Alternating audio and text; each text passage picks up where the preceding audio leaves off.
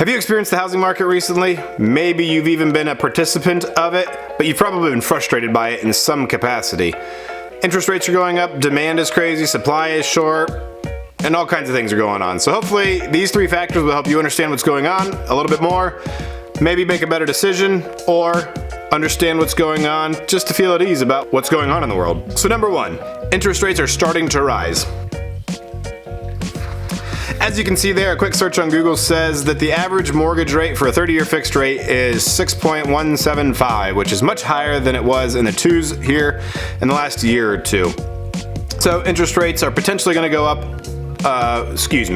The Fed, just so you're aware, the federal, I'm not sure, I'll remember and put it up here, controls some rates on other financial instruments and asset classes and different things that affect the mortgage industry. The mortgage rate that you get is partially impacted by what the Fed does. Basically, the Fed sets numbers on returns of different things you can buy and sets kind of the standard of what a return on investment is. For mortgage companies and banks, that helps them set where's a good place to yield money off of an investment. So when they loan money out, how much should they be making compared to other things is basically the idea. So anyway, they've already done that once, bringing it up to where it's at. It's projected to go up 2 more times is what they're saying. So it's going to continue to go up. KCM, if you haven't experienced KCM, there's a link down below or above that I've recommended before. It's got seller guides, buyer guides, different real estate tools to help you stay up to date. But they put out a lot of good information just like this, that they looked at what happens to home prices and the demand for homes when interest rates go up more than 1%. And home prices went up 8%. The demand, the number of houses closed after a rate went up more than 1%, dropped by 5%. So demand fell by 5% after increase in rates went up quite a bit. So that's what we can expect now. It'll help prices out for a while. And then as demand goes down, obviously price goes down as well. So there's kind of a lagging effect there. So the second thing is probably the biggest and most important thing are the different factors that are influencing the demand for housing right now. One of the biggest things is there have been so many households created. The millennial generation is huge, and the millennial generation is starting to buy houses. They're starting to move out of mom and dad's house or finally get out of the apartment or whatever the case is. There's lots of households being created and not very many houses. The building industry has been on a 14-year slump. The last 14 years has been under the 50-year average of new homes and new roofs being built for people to live in. And so that's creating a big deficit between how many people need a roof over their head and how many new homes are being created to allow for that expanding population. Other factors such as baby boomers, Gen Xers, and the older folks who have equity built in their homes, and it's not just those generations. Folks who have equity in their home, older generations that potentially want to move south, have a second home somewhere, aren't listing their home for sale, and they're buying another house, so they're gobbling up one more rooftop out there, creating even more competition, sometimes for the same houses that millennials are looking for. So it creates another strain on the system there. Last year, the U.S. set a 15-year record of 6,120,000 homes sold. So sometimes you hear it's an inventory problem. Yeah, it's an inventory problem, but it's almost more of a demand problem that we have so much demand out there for so few houses. It obviously creates the challenging situation we're in.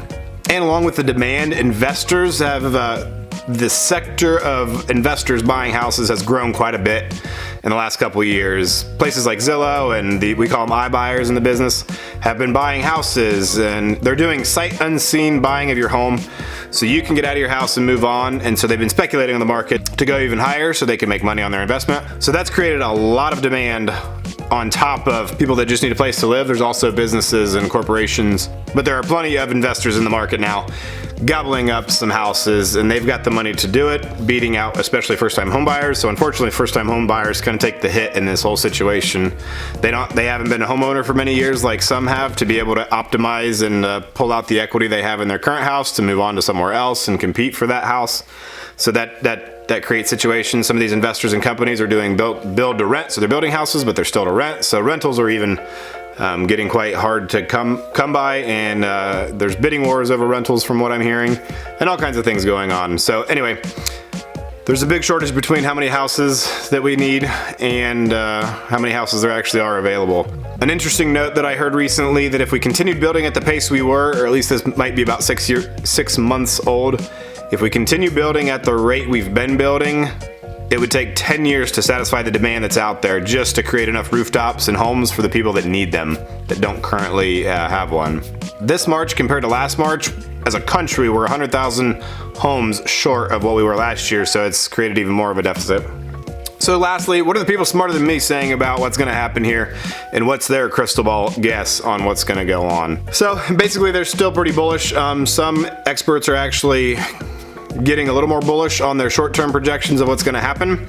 Probably the biggest point for anybody out there, especially if you're not a homeowner, based on a $360,000 house, experts are saying that on a $360,000 house, over the next 5 years, you would realize about $96,000 in wealth building in your net worth, just from the appreciation in a home. So you might think the bottom's gonna fall out of this market, but experts are saying we're safe, things are okay. So that's probably one of the biggest things to take away from this. It's not gonna go down sharply, is what they're saying.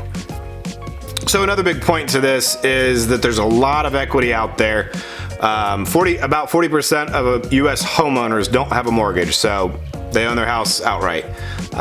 So that creates a better situation than in 08. That's the problem last go around, was that there was so much leverage that the numbers just didn't work out. But now people have a lot more equity in their homes, so they're a lot more secure, and if they become upside down or challenged in a situation, they're able to sell and still pull that equity out of there.